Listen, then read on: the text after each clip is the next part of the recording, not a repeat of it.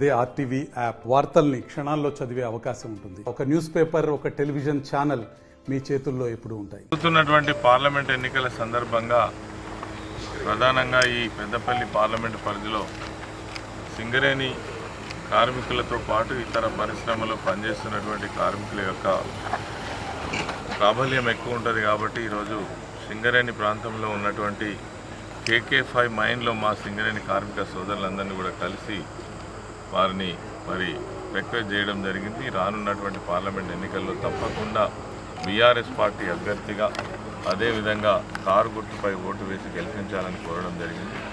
గతంలో తెలంగాణ రాష్ట్రం ఏర్పడ్డ తర్వాత కేసీఆర్ గారు ముఖ్యమంత్రి అయిన తర్వాతనే సింగరేణిలో ఉన్నటువంటి చాలా సంవత్సరాల నుంచి పెండింగ్లో ఉన్నటువంటి ఎవరు పట్టించుకోలేనటువంటి సమస్యలు కూడా పరిష్కారం చూపించినటువంటి నాయకుడు కేసీఆర్ గారు.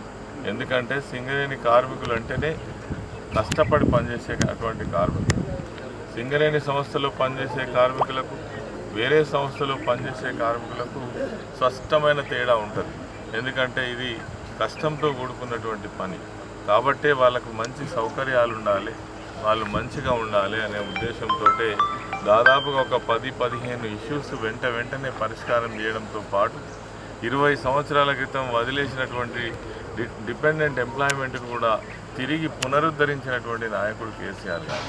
అదేవిధంగా మహిళలకు ప్రవేశం కల్పించినటువంటి నాయకులు కేసీఆర్ గారు.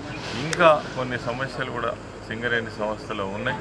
మా దిగిపోయినటువంటి కార్మికులకు పెన్షన్ సమస్య కావచ్చు, అదేవిధంగా వాళ్లకు సంబంధించిన ఇంటి సమస్య కావచ్చు. కార్మికులు రోజు రోజుకు తగ్గిపోతూ ఉన్నారు. ఆ ప్లేసులలో ఉన్నటువంటి క్వార్టర్స్ కావచ్చు, స్థలాలు కావచ్చు, వాళ్ళకే ఇవ్వాలని రిక్వెస్ట్ చేస్తున్నప్పటికీ కూడా మన ప్రభుత్వం వచ్చిన తర్వాత ఇప్పటికే దాదాపు వేలాది మందికి ఇళ్ల స్థలాలు ఇప్పించినప్పటికీ ఇంకా ఆ సమస్య ఉన్నది. ఐటీ ఎగ్జామ్షన్ సమస్య ఉన్నది. అదేవిధంగా ఇంకా ఎవరైతే డిపెండెంట్ ఎంప్లాయ్మెంట్ తీసుకునేటువంటి వాళ్ళు ఉన్నారో వాళ్ళకు సూటబుల్ జాబ్ ఇవ్వాలనేటువంటిది కూడా ఒక డిమాండ్ ఉన్నది.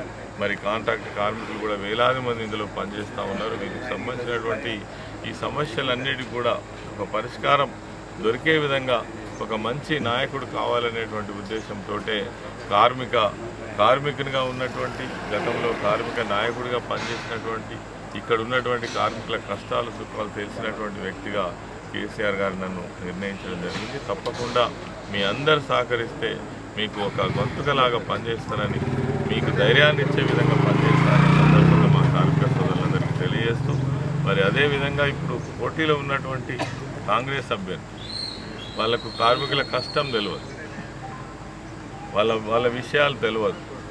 ఎక్కడి నుంచో కార్పొరేట్ వ్యవస్థ నుంచి వచ్చినటువంటి వివేక్ కొడుకు ఇక్కడ గెలిస్తే మనకి ఏం చేస్తాడో ఒక్కసారి ఆలోచన చేయాల్సిన అవసరం ఉంది. వాళ్ళ అవసరం కోసం వస్తారు, డబ్బులు ఖర్చు చేస్తారు, గెలుస్తారు, వెళుతారు. వారంలో ఎప్పుడో ఒకసారి మన వైపు తిరిగి చూడనటువంటి నాయకులు ఈరోజు మనకు పోటీలో ఉన్నారు. అదేవిధంగా బీజేపీ ప్రభుత్వం సింగరేణి పైన నిజంగా చవితి తల్లి ప్రేమ చూపించింది అనడంలో ఎటువంటి సందేహం లేదు.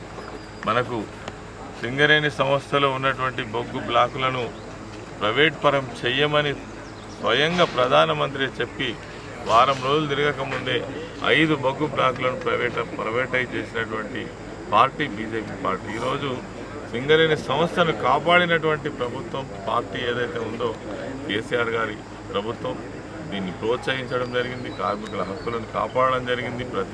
ప్రతి సంవత్సరం లాభాల బాట పెంచుకుంటూ పోవడం జరిగింది. కార్మికులు బాగుంటేనే ఉత్పత్తి బాగుంటుందని నమ్మినటువంటి నాయకుడు కేసీఆర్ గారు. కాబట్టి ఇప్పుడు రానున్నటువంటి ఎన్నికలలో తప్పకుండా కేసీఆర్ గారి నాయకత్వాన్ని బలపరచాలంటే ఈ పార్లమెంట్ ఎన్నికల్లో తప్పకుండా ఈ ప్రాంతంలో ఉన్నటువంటి మా సింగరేణి కార్మికులు కారు గుర్తుపైన ఓటు వేసి తప్పకుండా మమ్మల్ని గెలిపించినట్టయితే మీ హక్కుల కోసం మీకు ఎల్లవేళలా అండదండగా ఉంటామని చెప్పి మరిన్ని వీడియోస్ కోసం ఛానల్ ని సబ్స్క్రైబ్ చేయండి. లేటెస్ట్ అప్డేట్స్ కోసం వాట్సాప్ ఛానల్ ని ఫాలో చేయండి. అండ్ లింక్ డిస్క్రిప్షన్ లో ఉంది.